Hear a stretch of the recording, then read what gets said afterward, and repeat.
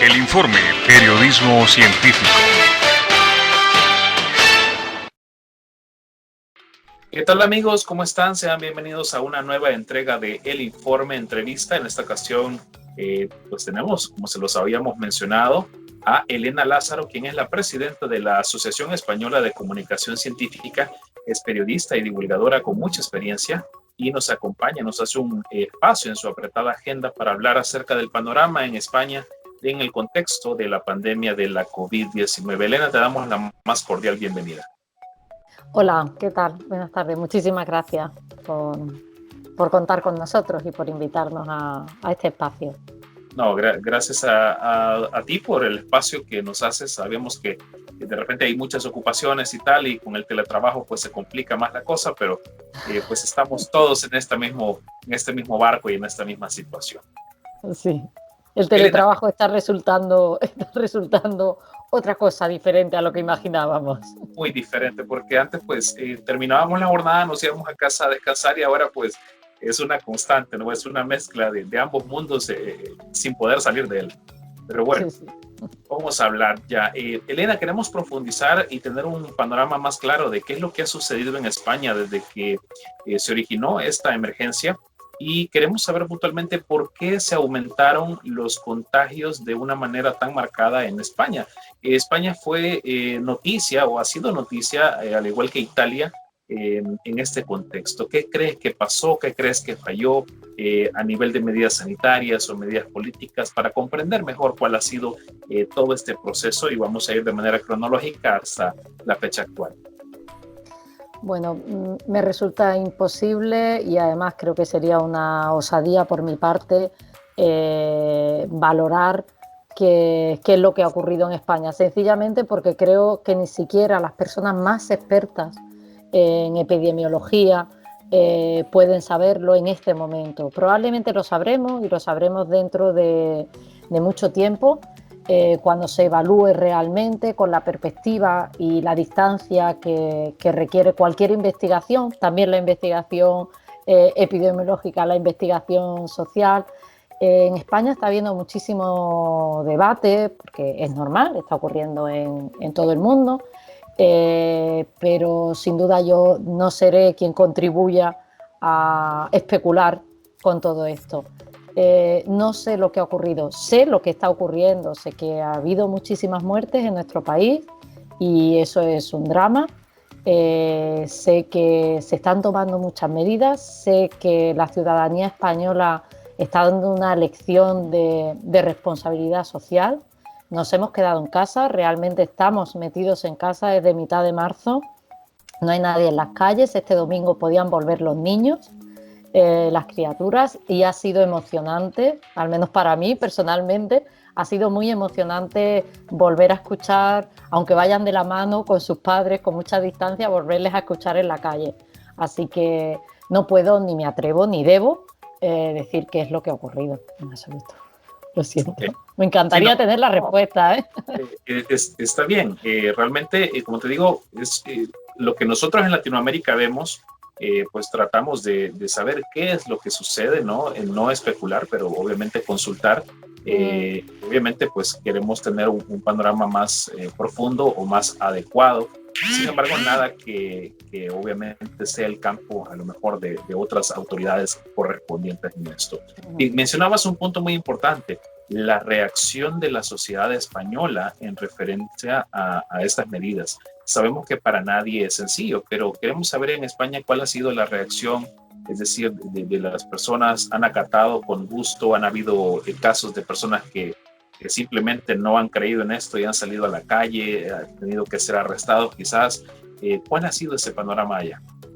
No, los informes del Ministerio de Interior. En España cada día hay una rueda de prensa donde nos informan las autoridades sanitarias, pero también los responsables del orden público y demás. Y no, en absoluto. O sea, no hay una incidencia más allá de la anécdota.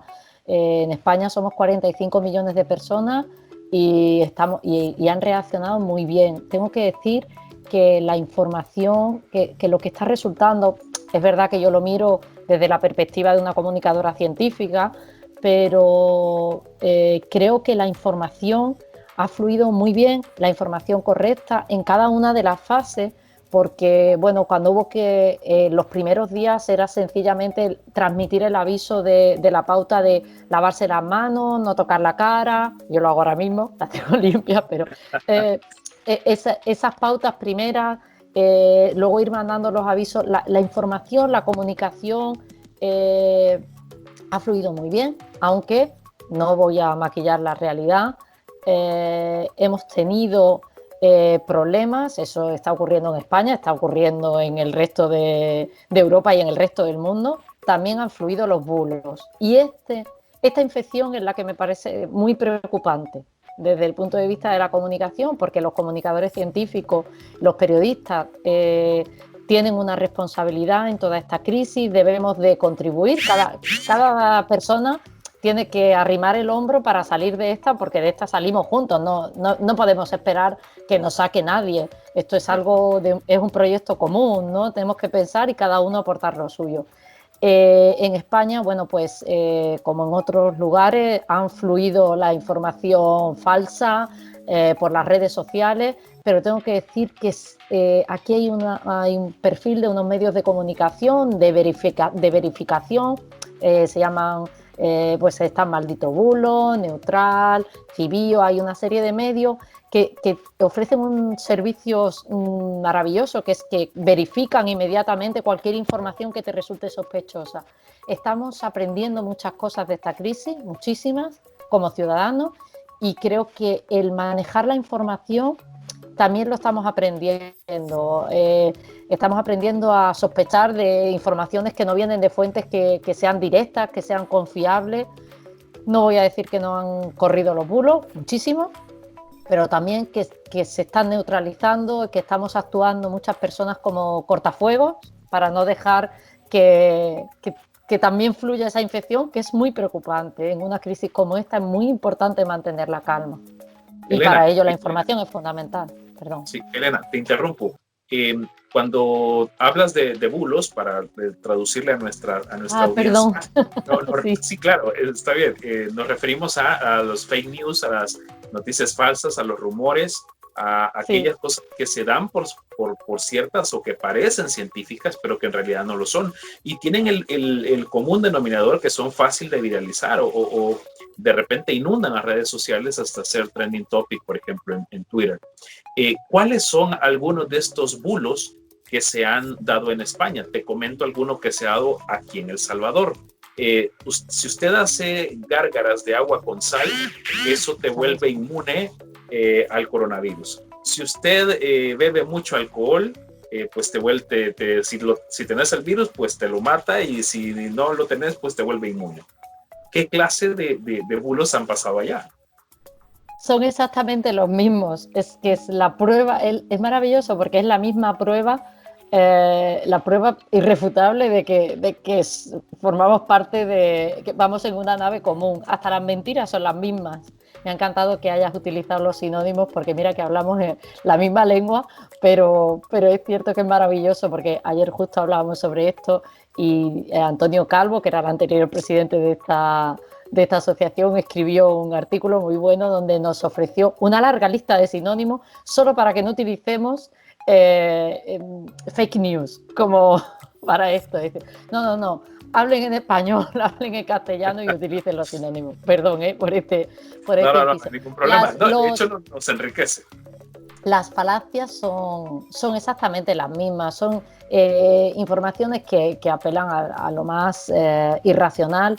Es muy importante que contemos con una ciudadanía lo suficientemente formada para saber distinguir esto, porque claro, esas noticias se viralizan por muchos motivos. Primero, y muy sencillo, es porque suelen apelar a las emociones, juegan con nuestro miedo, estamos todos asustados. Yo estoy asustada, mis padres lo están, mi familia, es normal, no queremos morir, tenemos miedo, y además el miedo es una emoción muy saludable porque nos mantiene vivos, no es malo, pero no debemos de dejar que nos paralice, ¿no? Pero apelan a esa emoción, pero tenemos que contar con una ciudadanía con una cultura científica mínima que le haga sospechar, que tenga un conocimiento mínimo para que tenga esa herramienta y esa vacuna contra la infección de la que hablaba antes. Yo dirijo el Servicio de Comunicación Científica de la Universidad de Córdoba en España, que en España las universidades y los centros de investigación llevan años creando servicios especializados para la comunicación científica, no solamente para la comunicación, sino para el desarrollo de programas específicos de popularización de la ciencia.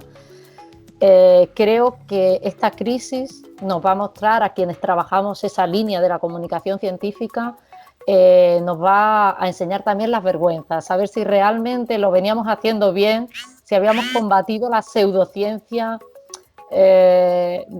con las herramientas correctas, porque el movimiento antivacunas, al menos en Europa, empezaba a ser peligrosamente popular. Algo que habla precisamente, creo que esa evaluación la haremos también a posteriori, pero yo creo que ha debido de crecer de pronto el número de personas que creen que una vacuna no es necesaria.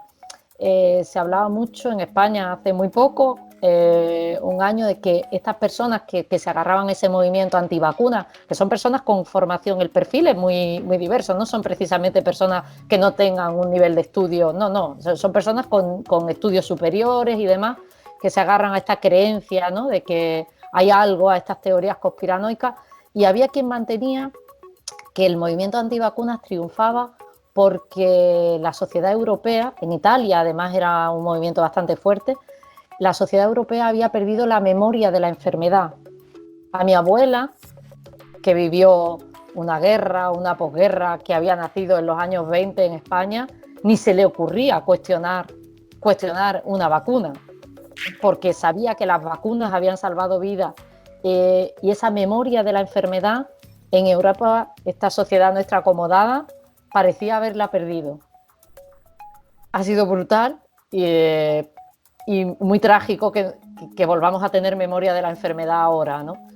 Pero bueno, me voy por muchos temas, ¿eh? Me voy muy lejos cuando trato de responder a las preguntas. Me parece muy bien, porque creo yo lo mencionaba yo en una videoconferencia hace un par de días, que el papel del periodista de ciencia, el papel del divulgador de la ciencia en este contexto es la punta de lanza de la información.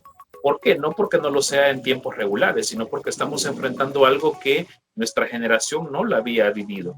Es decir, algo de proporciones mundiales y algo que ni siquiera lo vemos y que ha paralizado prácticamente a todos los países del mundo. Entonces, el manejo de la información viene a ser sumamente importante, no cualquier información, sino la información a profundidad, verificada, contrastada, porque eso es lo que realmente te sirve. Vemos el caso, por ejemplo, peligroso de lo que ha sucedido en Estados Unidos, a partir de las declaraciones del presidente de, decir que beber cloro o inyectarse cloro te podría volver inmune, pues uno creería que eso es de risa, ¿no? Eso es algo que nadie lo va a tomar en serio, pero vemos que sí hay personas que de repente, por quien emite la fuente, por lo que dice y por cómo lo dice, lo toman en serio. Entonces creo que el papel del divulgador y del periodista es sumamente importante. Y a esto viene mi siguiente pregunta. ¿Cuál ha sido y está siendo en este puntual momento el papel de la Asociación Española de Comunicadores de Ciencia ante este reto mayúsculo en España? Bueno, pues desde nuestra asociación lo que estamos tratando es de acompañar a las personas que forman parte de nuestra organización y que están trabajando en la comunicación de toda esta crisis sanitaria, acompañarla ofreciéndoles recursos, como pues hicimos en los primeros días una guía para cómo comunicar, algunas herramientas. Hemos hecho una lista de fuentes confiables y fiables sobre COVID-19. Vamos ahora a participar el día 6 y 7 de mayo en un foro organizado precisamente por la asociación de, bueno, precisamente, no sé por qué digo precisamente, pero bueno, porque está al otro lado del Atlántico, en un foro de periodistas científicos. Esto me encanta, ¿no? Porque de pronto hablamos como si Finlandia estuviera aquí al lado, ¿no? O sea que, Sí. pero bueno, hay un foro mexicano la ha organizado la Asociación Mexicana de Informadores Científicos, y vamos a participar precisamente en un encuentro profesional para compartir herramientas, dudas que tenemos todos, porque, bueno, queremos hacerlo bien, pero tenemos que aprender juntos. Yo soy una fiel creyente en el cerebro social. No creo en las genialidades y en las individualidades, creo que las redes funcionan. Y bueno, este está siendo un poco el papel de la asociación, servir de red para conectar a todas las personas que en nuestro país están informando. Además, pertenecemos a varias organizaciones internacionales europeas, estamos tratando de traernos la información de lo que hacen otros compañeros en otros países y ofrecer ese servicio a los compañeros. El 29 y 30 de abril celebramos un evento en concreto que se llama Ciencia en Redes, donde vamos a hablar de la comunicación de COVID-19 en las redes sociales. Y bueno, son recursos para que los compañeros puedan sentirse un poco acompañados y tengan herramientas para enfrentarse a este reto nuestro, que es eso que hablaba, ¿no? de evitar la otra infección peligrosa en algo así, que es la de la desinformación. Muy bien. Elena, queremos saber también cómo o qué tanta presencia tiene la comunicación de la ciencia en España, no solo en la capital Madrid, sino en las distintas comunidades autónomas, que entiendo que tienen también sus propias televisoras, ¿no? De repente, internacionalmente conocemos a TVE, pero sabemos que cada comunidad autónoma de España tiene una televisora o una radio que es como la principal, ¿no? ¿Qué presencia tienen en eso? Porque obviamente se le está dando micrófono, se le está dando espacio a los comunicadores de la ciencia o no, para que de repente desmientan información falsa o en este caso comuniquen con rigor, con verificación los datos y la interpretación de los mismos. No hay ahora mismo otro tema en los medios de comunicación españoles que no sea COVID-19. Eso, ¿hasta qué punto me preocupa? Porque a lo mejor estamos aparcando muchas cosas y ya vamos por mes y medio, o sea, nosotros ya pasamos la cuarentena de los 40 días, estamos empezando, de hecho, en este momento que estamos hablando, el presidente está dando una rueda de prensa para informar sobre cómo va a ir la desescalada, cómo vamos a ir tratando de recuperar la normalidad.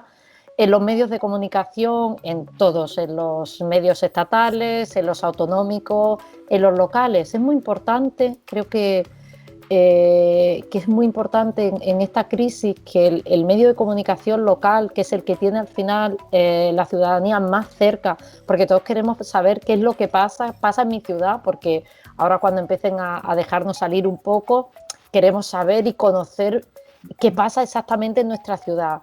Incluso los medios locales están dejando y buscando ese recurso, la propia asociación, que es una asociación de profesionales muy especializada, sin embargo, procuramos distribuir estas guías y estos recursos que estamos haciendo entre periodistas que no están especializados, porque muchos compañeros se están viendo obligados a aprender y a saber cómo comunicar ciencia, y la prensa local está siendo también muy importante. Luego, por supuesto, están las redes sociales, pero sí, todos los medios de comunicación están guardando, no hablan, no hay otra cosa, y sí que están las personas expertas están en los medios de comunicación. Eso creo que se está haciendo muy bien. Me gustaría imaginar y pensar en que ese mundo DC, después del coronavirus,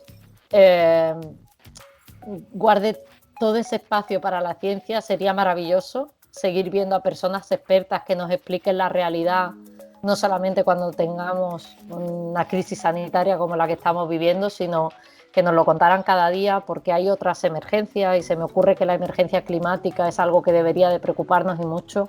Me gustaría ver también a todos esos medios de comunicación no especializados darle tanto espacio a la comunicación de la ciencia. Confiemos, no me queda otra que hacerlo. Yo mencionaba en otras entrevistas, y esta pregunta me veo obligado a hacértela a ti también, ¿es esta una oportunidad de oro para colocar la ciencia en el lugar que se merece en los medios masivos de comunicación? ¿Sí o no? Y si es así, ¿cómo hacerlo? ¿O qué podríamos impulsar para lograr que la ciencia sea más visible, que la ciencia sea más, tenga más protagonismo? El que tiene precisamente, ya se me fue precisamente, que tiene, por ejemplo, el fútbol, que tiene, por ejemplo, los espectáculos, que tiene, por ejemplo, la cobertura de políticos. Pues bueno, tiene mucho que ver con lo que te decía. Es una oportunidad, sin duda. Me gustaría pensar que toda la ciudadanía que está viendo cómo ayuda entender la realidad a través de las personas que la conocen y que la investigan, me gustaría pensar que vamos a cambiar y vamos a mantener en los medios de comunicación todo ese espacio, toda esa atención. Pero no me gustaría que fuera solamente para la comunicación de la ciencia, en realidad lo que me gustaría es que fuera para la ciencia en general, tenemos que decirlo. La investigación se hace en España con mucho menos recursos de los que debería. Toda la ciudadanía exige ya una vacuna, queremos una vacuna desde ya, pero ¿en qué situación están trabajando muchos de los investigadores, muchas de las personas que investigan en esos laboratorios? En unas condiciones que no son siempre las mejores, de precariedad laboral, de contratos de inestabilidad profesional. Entonces me gustaría pensar que vamos a cambiar en muchos sentidos, ¿no? Y que la ciencia va a tener la oportunidad de demostrar el valor que tiene, el valor social que tiene la ciencia y la comunicación de la ciencia, por supuesto. Por eso, bueno, pues organizaciones como la nuestra están tratando de mantener la información y a los profesionales en esa primera línea, que luego el debate político, porque también lo está viendo y lo hablábamos, no haga sombra a todo lo demás. Aún así, estoy deseando que los medios de comunicación también se ocupen del fútbol, de los espectáculos, del teatro, de un estreno de televisión y de todas esas cosas cotidianas que pueden parecer frívolas, pero que en realidad nos acompañan y también hablan de esa paz social y de la normalidad, ¿no? Lo que pasa es que me gustaría que la ciencia no la sacaran, ¿no?, para ser sustituida por otra. Creo que hay espacio para todo. Claro, de eso hablábamos precisamente, de darle ese espacio que históricamente no ha tenido en comparación con estas temáticas que mencionamos, sino que comparta ese protagonismo para que la sociedad tenga mejor información, en este caso una información a profundidad, una información que pueda ser comprensible, pero que sea asequible día a día, tal cual es el resto de ejes temáticos. Elena, para finalizar, ¿cuál sería tu llamado para todas las demás asociaciones o organizaciones de comunicadores, periodistas, divulgadores de la ciencia en este momento donde necesitamos fortalecer el periodismo colaborativo para ayudarnos a subir el nivel y posicionarnos como esa punta de lanza informativa a través de las plataformas no solo tradicionales, radio, televisión, prensa escrita, sino también en las redes sociales, en las aplicaciones? Y es necesario, creo yo, pues hacer ese trabajo en conjunto. Pues, Will, creo que también lo hemos venido hablando. Creo que el papel de las organizaciones de comunicación científica ahora mismo tiene que ser el de alimentar ese cerebro social del que hablábamos. Tenemos que compartir experiencias. Además, me parece maravilloso que estemos aquí compartiendo este espacio desde El Salvador y desde España, porque hay un tema que es importante. Esas redes internacionales que yo te he dicho que pertenecemos a algunas, Esta asociación nuestra siempre nació con una vocación hispanoamericana y así era porque su fundador, Manuel Calvo, siempre trabajó mirando a aquel lado, porque tenemos que tener en cuenta una cosa muy importante. Nuestra lengua la hablan muchos millones de personas y la ciencia no se hace normalmente en nuestra lengua. Sin embargo, tenemos que hacer que se entienda nuestra lengua. O sea que creo que las organizaciones de todos los países que compartimos esa riqueza lingüística de la que hablábamos antes, con todos esos sinónimos y esas maneras de llamar a los bulos, falacias, mentiras y todo lo que queramos, tenemos que trabajar juntos. O sea que a mí me encantó que contactarais con nosotros, de la misma manera que la red mexicana también habló con nosotros. Trabajamos muy habitualmente con Portugal, con las redes de comunicación de la ciencia, SAICOMPT, desde nuestra organización, y creo que debemos de colaborar en ese sentido que te hablaba antes, de compartir herramientas, de compartir conocimientos, porque las experiencias de unos y otros nos van a enriquecer y nos van a ayudar a buscar esas innovaciones que creemos necesarias para realmente cumplir con el objetivo compartido de todos nosotros, que es el divulgar el conocimiento y el de mantener ese diálogo permanente con la ciudadanía, porque hablamos mucho de compartir ese conocimiento, no solo en una dirección, tenemos que escuchar mucho la demanda de conocimiento que tiene la ciudadanía, lo que quieren saber y cuáles son sus preocupaciones. Y somos un intermediario muy necesario que necesita estar muy bien formado y que debe de compartir, en mi modesta opinión, toda esa experiencia. Muy bien, Elena, muchísimas gracias por tu preciado tiempo. Sabemos que hay 7 horas de diferencia entre nuestros países, pero qué bueno que podemos apartar este tiempo, y ojalá que no sea la única, sino la primera de muchas conexiones más para tener esa información de lo que ocurre, en la madre patria, como le llamamos a España. Y de las patrias. No es momento de las patrias. No es momento de las patrias en una pandemia mundial como esta. Pero ha sido un placer. Gracias. No, el placer es totalmente de este lado, y gracias por ese tiempo, y un abrazo y un saludo a todos los colegas periodistas y divulgadores de ciencia en la península ibérica. Muchísimas gracias. Un saludo muy fuerte desde acá, en plena tarde, y muchísimas gracias por contar con nosotros, Will. Y gracias a ustedes, amigos, por estar pendientes de la entrevista de El Informe y a través de Radio Supernova Ciencia y Música. Yo soy Wilber Monterrosa desde San Salvador. Hasta la próxima. El Informe, periodismo científico.